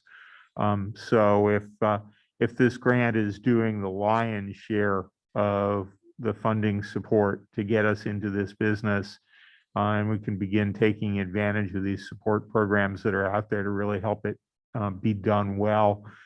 This is a tremendous win for our community. And I am absolutely thrilled to see this. So thank you very much. Absolutely. Chris? I will simply say I applaud the work of our associate superintendent and her team, who seems to have met both financial and sustainability goals at the same time. Good work. Good night. Anyone else? Okay. Motion, please. I move approval of this resolution. Okay. Roll call. Student trustee Stead, Yes. student trustee Osuna, Yes. trustee Thompson, Those were loud yeses. Yes. trustee Thompson, Yes. trustee Stevenson, Yes. trustee Sarver, Yes. vice president Ginn, Yes. president Dubois. Yes. Motion adopted, 5-0 votes. Thank you. So we have lots of resolutions tonight. We're going to be signing after this meeting. Next item, 15.4, adoption of resolution number 1714 regarding AB 361, authorizing use of remote teleconferencing for board meetings. Good evening. Bringing this back to your attention, on September 16th, 2021, Governor Gavin Newsom signed Assembly Bill 361 into law, which amends the Brown Act to provide some relief from its teleconference requirements when there is a declared state of emergency. And so this is the one that we need to revisit every 30 days. The board must make the following findings by majority vote. 1, the board has reconsidered the circumstances of the state of emergency. And 2, any of the following circumstances exist. Either the state of emergency continues to directly impact the ability of the members to meet safely in person, or state or local officials continue to impose or recommend measures to promote social distancing. And if you're interested, I have the most recent COVID numbers here, if it comes up. I actually just went to a Brown Act meeting training again as a older member of the board. Now that I've been here, so I was able to hear things differently. And a lot of districts, some of the districts that were there hadn't done this process and found that board members had gotten COVID. And so even though I was like, oh, another resolution for another 30 days, I actually kind of better understand it. So I'm excited to approve this from my perspective, just to make sure that we are continuing to be safe, even though we're not in imminent danger, but we do need to have precautions, and this allows, if someone gets sick today, to be able to come and participate as a board member. So. Okay, thank you. Anybody else? Alan? Yeah, just that Dr. Chacon, you didn't actually present the numbers, but it is clear and widely understood that the US is back in another spike. California is somewhat leading this time in numbers and percentages, and the Bay Area is leading California as a reversal of what we've seen throughout most of the pandemic. To me, this continues to be just an insurance policy that if any of the board members is surprised to test positive and needs to isolate, we don't get stuck behind the 8 ball of disrupting our meetings. We certainly have seen the example of the coach of the Warriors removed from the team temporarily due to this. And I trust their health security as highly as anybody's anywhere. It's just sneaking up on people. So I think an insurance policy is very appropriate for this. Rich? So I agree, it'd be great to, it is nice to have an insurance policy. Unfortunately, the way our governor chose to put this in place is that we have to find that meeting in person presents imminent risk to the health or safety of attendees. That's what we have to resolve to be true. I checked, I believe, as the last 3 days, there are 0 people with COVID in ICU in San Mateo County. From what I can tell, people who are boosted and vaccinated and possibly also COVID recovered, which is the vast majority of people, and all of us are choosing to be here. So I think insurance policy are great. I think it's how they should have done it. It's not what they did. They're asking us to resolve this. And I find if we resolve things that we don't believe to be true, that's a bad precedent. So I don't believe it to be true. So I'm going to vote no. Okay, thank you for that. So I need a motion. I'll make that motion. Thank you. I Second, second. Oops. Okay. Was a tie for a second? I cede to Shanice. All right. And all in favor? Oh, roll call? Roll call. Roll call. Student trustee Stitt, Yes. student trustee Osuna, Yes. trustee Thompson. Yes. Trustee Sarver, Yes, trustee Stevenson, Yes. vice president Ginn, No. president Dubois. Yes. Motion adopted, 4 votes yes, 1 no. Thank you. Okay, next item is 15.5, California Interscholastic Federation Multi-School Agreement. So this actually ties in a little bit with the celebration we had this evening, speaking about Tide and our athletics program. The idea behind this is to allow Tide students to participate in the Menlo Atherton athletics program. And what this means is, as a part of the proposal, that we would add additional time for the athletic director to manage programs, since they'd be taking on the students from Tide to participate in MA sports. There would be the addition of freshman boys and girls soccer from those additional students.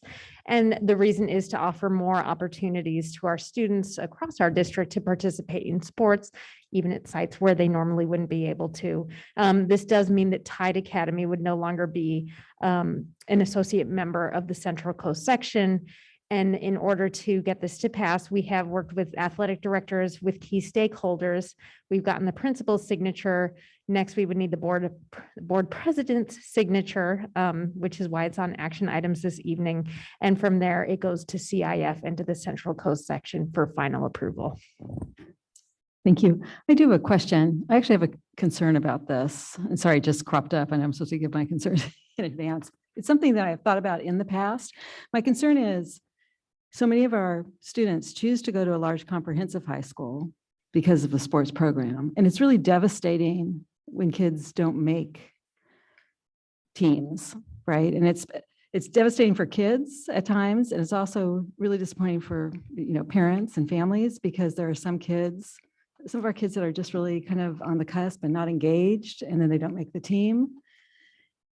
So it could mean it's going to be even harder for kids to make our teams at the large comprehensive high schools. And, the small schools offer something different, right?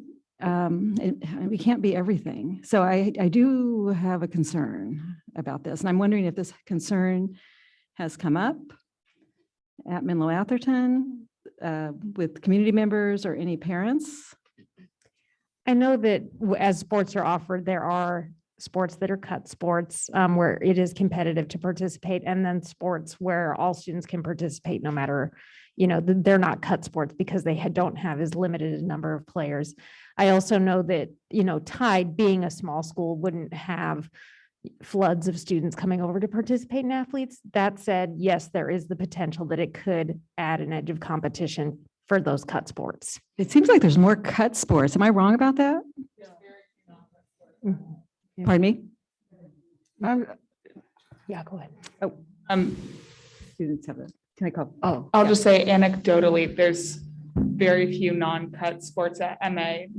Most sports are pretty competitive to make. Where I hear see the heartbreak though is baseball, right? Basketball's cut. really hard too. Soccer, right? So, I mean, I know this as a parent and community member. There's been huge disappointment and concern when certain kids don't make the team. And I'm not talking about the helicopter parents. I'm talking where it's so disappointing to some of our kids. Sorry, so go ahead. Superintendent had comment.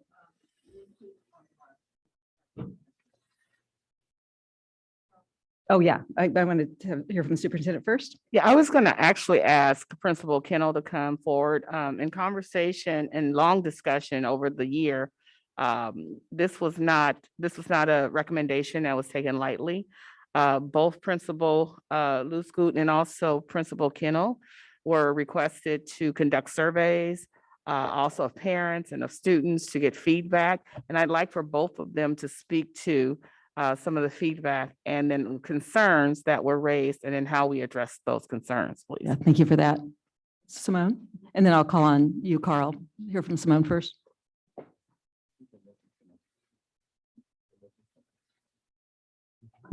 Thank you for that opportunity. So if you look at, there's some background in there in comparison of the different programs. Yes, one of the reasons we're looking to do this is the facility at Tide. It's also a recruitment piece. And it's one reason Tide's not able to recruit as many students as it possibly could. We just can't float a program, even like EPAA has done a remarkable job with. It takes years to build that, and we don't have the facility currently. So the idea is that students would have the opportunity to try out and play for MA teams. It's not going to be that many by our estimate, and understand that some of the sports are more competitive, but there are many non-cut sports. For example, freshman football doesn't cut anybody, right? And Carl can correct me if I'm wrong, track does not cut anybody, right? We've had calls for like tennis, golf, those are the types of things. Football, I think I had 7 or 8 kids, when can I play football, right? And so these are things, this was proposed to me in 2020 when I was the MA principal, right? Right before we went into the shelter in place. So basically next year would be a year where we could see how it goes. And then part of it and part of what we did and talked about was MA would get more freshman teams. So I don't know if everybody remembers, but when the boundary changes happened and MA's enrollment grew, one of the things floated was MA needs more support for athletics and more teams and more opportunities for students to play. So any teams that have been expanded since then have really been up to the school or the boosters. In this sense, it's actually the stipends that would go to coaching teams at Tide could go to those additional freshman teams, which has been a long time request. So yeah, after, I would say when I first got involved, it was January 2020 when it was first proposed, right? And then it was something floated by many parents. And when I did community meetings with Tide parents, even before I was officially over there, that would be a big question, right? Because it had been proposed at one point. So a lot of research done, also comparison of small school athletics in our district, right? And that chart is in there as well. Redwood is not part of CCS or CIF. They have intramurals. Amica did an amazing job rebuilding the program at EPAA. You have to have 8 teams. While we had a small program at Tide this year, there's nobody to play. And then the kids don't commit to the season because of that lack of consistency either, right? Despite all the effort. I think cross-country and basketball and badminton right now were probably the two most successful. We would still run more informal intramural type programs at Tide. So students who want to play for fun or here and there would be able to do that. The other thing is Tide would not be able to continue to be members of CCS or associate members. It's one or the other. So I think it's a win-win in the sense we're actually providing more opportunity for our district students to participate in sports. Thank you for that. Carl? Yeah, thank you, Trustee Dubois. And Principal Kennel, I think, really commented on a lot of the points that I would make. When we looked at this proposal, and we did talk about it with our booster and PTA groups, we look at it as a way of, one, I think just framing it as serving kids in our community, whether they go to Tide or MA.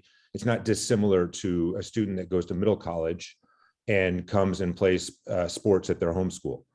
So we look at it as serving students in our community. And then as Principal Kennel pointed out, we look at it as a net increase in serving students through athletics. And that's what we're after. Just as you mentioned, students who get cut from a sport and how difficult that is. I hear year in and year out the number of freshman boys who would like to play soccer, but can't because we don't have a freshman soccer team. And so we're looking at increasing the number of students ultimately that we're serving through athletics. And that's why we support this initiative. Okay, thank you. So I do feel better with both the comments. Shanice? First of all, I'm very thankful for this. I know when I was looking for school for one of my children, small schools weren't as attractive, not because they're not great schools, but because of the sports piece. When you have children or students or learners who are neurodiverse learners, meaning that they have ADHD, they have learning disabilities, those kinds of things. They look for the smaller programs because of the smaller classroom, but they're giving up this huge piece of like sports and specifically, which is huge for students who have different ways of learning. And so I think this puts both of those worlds together to give those students opportunities that they wouldn't get. The other thing that I kind of wrote down was PE credit. Like, this is a huge way so many students get PE credit is through sports. And so by not having a sports program at some of our smaller actually EPA does have a smaller program. I think it's basketball and something else. So they do have some other opportunities that they built through partnership with the Boys and Girls Club, but I do get concerned about Tide not having that option. And then the other thing is I'm just going to be a girl mom right now. Where's cheerleading and dance on the list of sports where they can get credit or be a part of? So I want to put that out there, and lacrosse. Those are the other ones that I thought they do a fabulous job at MA around those two areas. So Okay, thank you. Chris? Sorry, Oops, one back more to thing. Shanice. One more thing, sorry. Back to me. Transportation. I was going to ask that. But is that embedded in here somewhere around getting students from Tide to MA?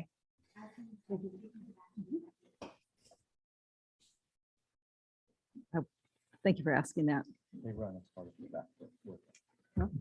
Yes, so district transportation has been amazing in working with Tide when we've needed to pivot or add a stop. So that would be one of the stops. So already as it is, there is a bus that picks students up. One drops them off at key stops in Menlo Park and East Palo Alto, and one goes north. And so that would be factored into our routes. And with the late start switch we all had to do, right, because everyone has to start, the majority of students at 8:30 or later, 3 days a week, it's 3:45. That aligns with MA. They have their 7th period ending at 3:45. Then there's a day we had, so we will work it out so that students do have transportation there. It also worked out when they had to go to Redwood this year to do practice, that the bus was able to stop there, so. Thank you. I think I was going to do Chris and then Alan. But if he wants to. Oh. Well, yeah, mine was actually a follow-up on transportation, though, a little bit further. I think I think one of the devil in the details we're going to be looking at is that, not only is there the need for transportation, but that does mean that Tide students that are on an MA team are going to have a little bit more of a chunk taken out of their afternoon, I think, on a regular basis, or the practices would have to start a little bit later. But it will also be an exception whenever there's a game day. And there might be a tiny number of students, Tide students, that are involved in a particular game that would need to leave much earlier in the afternoon. So, I know that's a lot of detail to look forward to at this point, but we need to recognize that there will be quite some transportation commitments that arise out of that. But hopefully we'll have a substantial and growing fleet of electric buses to enable a lot of that. I was going to observe that. You should feel good about it if it's an electric bus. I wanted to echo Trustee Stevens's comment, but then she started talking about cheerleading, and I don't know anything about that. Sorry. But the experience personally and with others of this, the kind of student who's going to best navigate a small academic environment as opposed to the comprehensive schools, and yet is attracted to the comprehensive schools and away from the small school because of sports. And to the extent that you're addressing that issue, while at the same time talking about increasing opportunities for students, to me, this sounds like a great solution. Okay. Any other comments? All right, I think I'm ready for a motion. I move approval. I'll second that one. Thank you. All in favor? Aye. Aye. Okay, motion passes. So we're at the end. Okay, so now item 16, Board of Trustees and Superintendent comments. I have a few things. I'm going to go first. First of all, thanks to Trustee Stevenson for reminding me to attend the fentanyl awareness event at Carmont High School. We went together. It was very moving. I learned a lot. I did not know much about fentanyl, and the room was packed. So there's huge concern in our community. Often when we do drug and alcohol events, unfortunately, the room is not packed. So thank you for that little prod to go out for another meeting. So it was really worth our time. And the story from the family was just absolutely heartbreaking. We lost one of our students to fentanyl, and that wasn't the first student. I was able to participate in a professional panel for students, for the students at Gateway and Hillcrest. And it was organized by two of our Sequoia High School District students. And the students did a phenomenal job.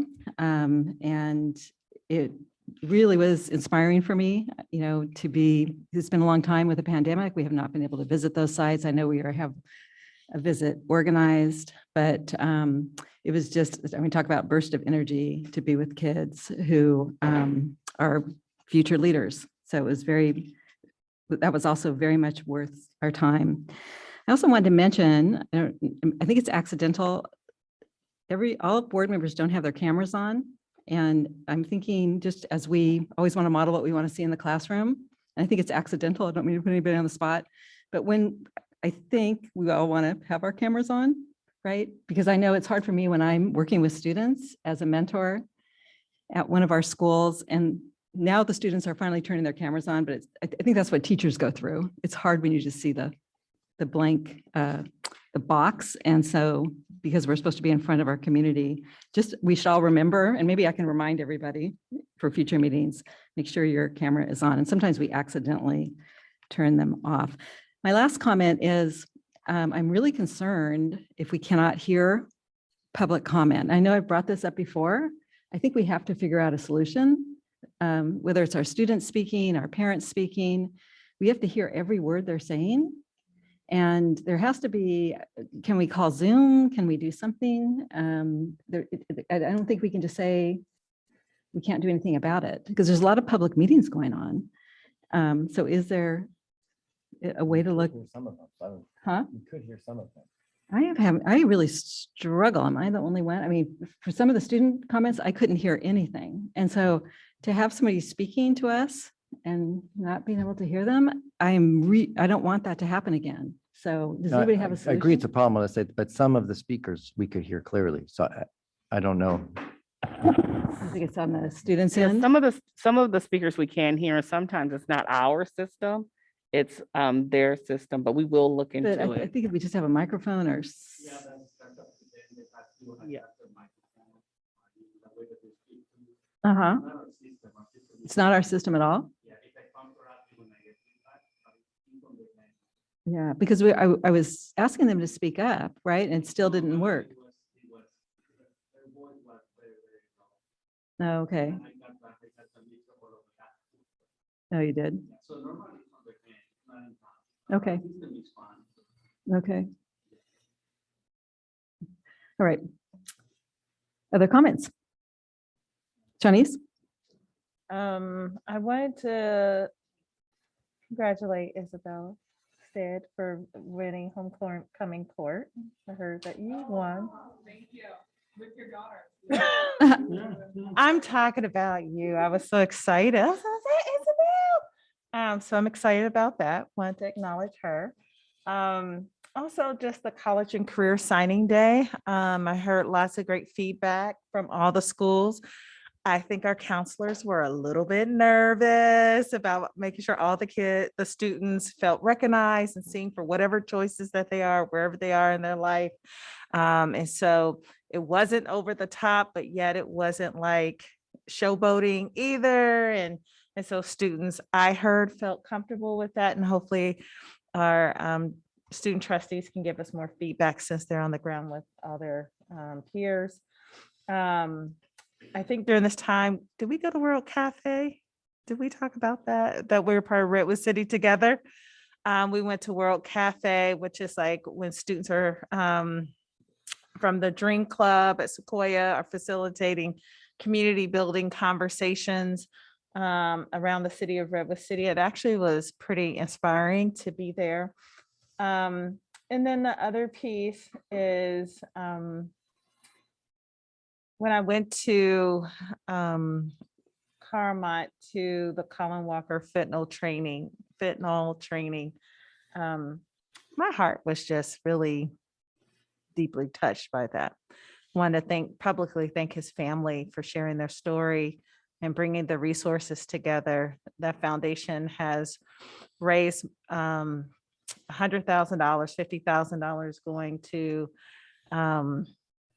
One Life Counseling, and I forgot the other organization's name, A Song for Charlie, I think it is.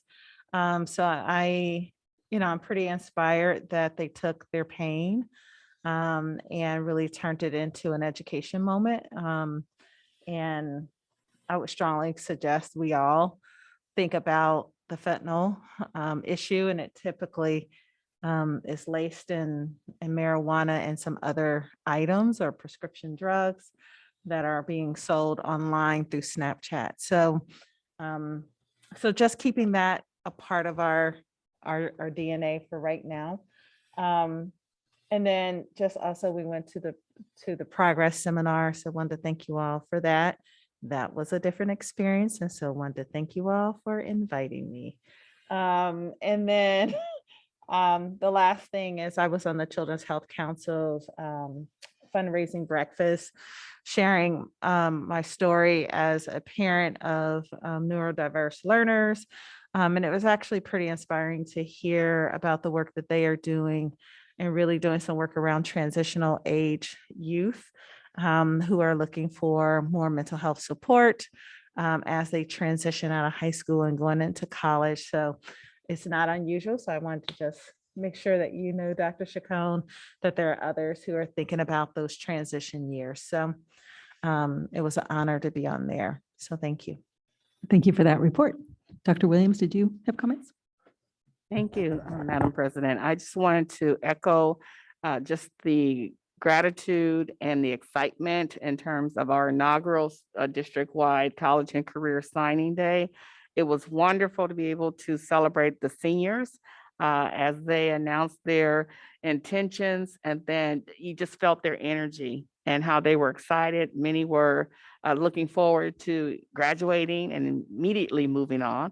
Others were a little reticent, and that's okay.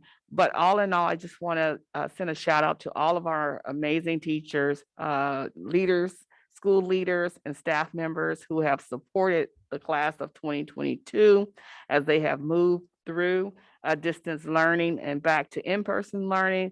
Kind of missed out on their high school year, the 10th grade part of it, 11th grade, but I say their resilience and then also their success is just evidence of just what stick with itness will do for you.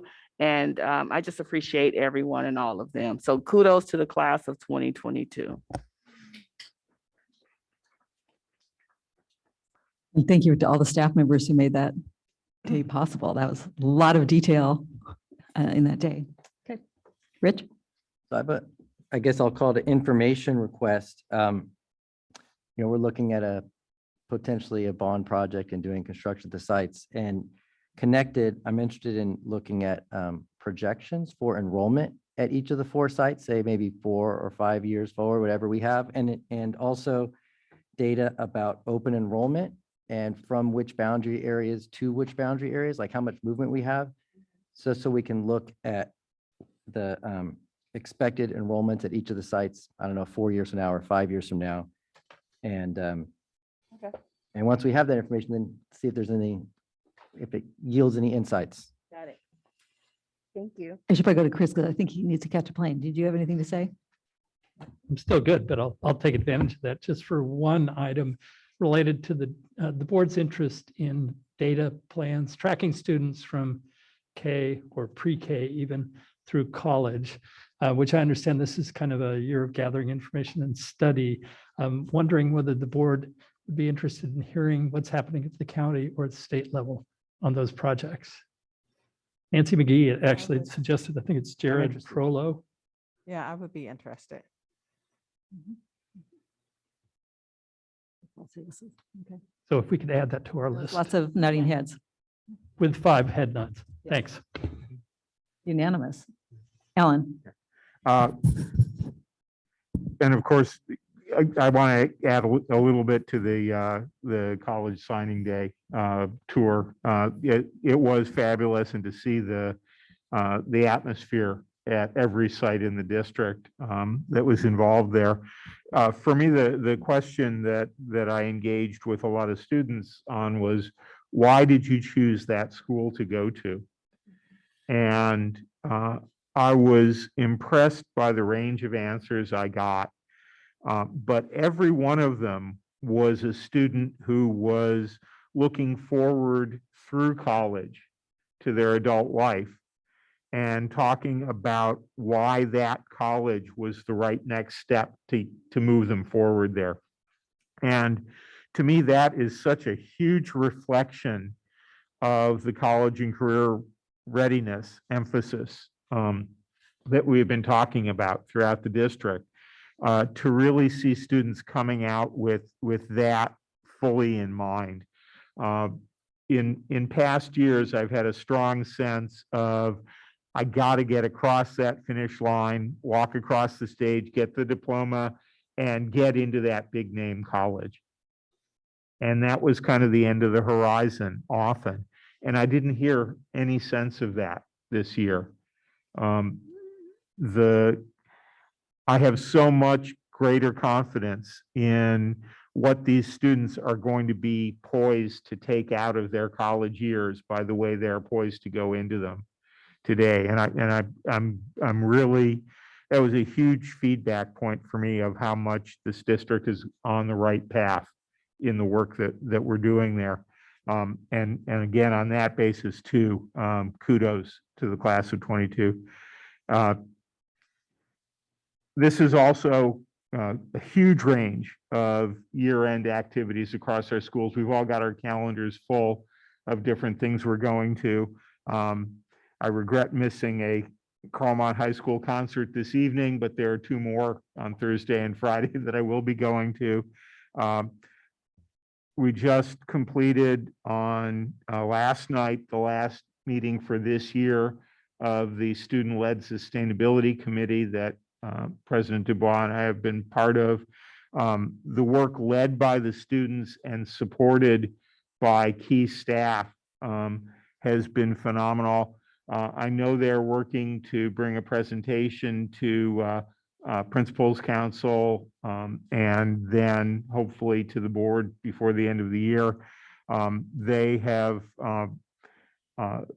really developed some strong recommendations for concrete things we can be doing in the district that will have huge value. And it's just been exciting to work with them. What a great student-led effort. In addition to the sites with seniors that we all toured last week, I had a couple of opportunities to get onto the Tide campus last week and participated in their cultural event last Thursday evening. And it was a thrill to really see that campus in full operation, fully buzzing. 3 years of students there this year. And tour the great miniature golf course that's been set up in the PE environment. But that was really kind of my first opportunity to really see the school in a greater level of operation. I've been there a couple of times when they were freshmen only before the shutdown. And it was just kind of preliminary operations at that point, but it's a very exciting environment now, and it really gave me a great positive sense of how fully now we are welcoming a great new school into our district, and it's great to see. Thank you. So since student trustees only have a few more meetings, you guys have any closing comments? You don't have to. Gosh, this mic. Just to go off of that college signing day waiver going on here, that was really, really awesome. Not only for myself, but for my peers. I've got a few peers who weren't able to, who didn't feel fully supported by their families or by their parents in their college decisions. Our friend groups did, but you know, to have their school communities knowing that they're that supportive, that they're that proud of us for choosing what we chose and doing what we're doing was a really great comfort. I also got to sneak into Sequoia's right before the MOU signing. So that was really cool. I got to see my friends there too. And as I mentioned in my remarks there, it was a little scary being a Wildcat on Raven territory, but and as somebody told me, it's a place of friends. So that was really awesome. So thank you all for those of you here that were involved in the planning of that and the execution of that. Those of you that were listening as well, thank you. That was really something that meant so much to so many of us. Thank you for that. And I will just say, students or friends of mine who are not going on to like four-year colleges, I would say they also felt fairly supported. It wasn't just like, oh, which big name school are you going to? It also celebrated students going to community colleges and then also going into like the military or just straight into the workforce. So it didn't feel like, exclusive at all, I would say, according to them. On that note, that's so positive. Oh, Dr. Williams, did you want to say something? I just think we would be remiss if we did not mention, well, one, thank you. That was our intention, to make sure that everyone felt validated and supported in their decision. But I also wanted to recognize the Living the Promise initiative, the kickoff, which was actually our culminating activity to College Signing Day.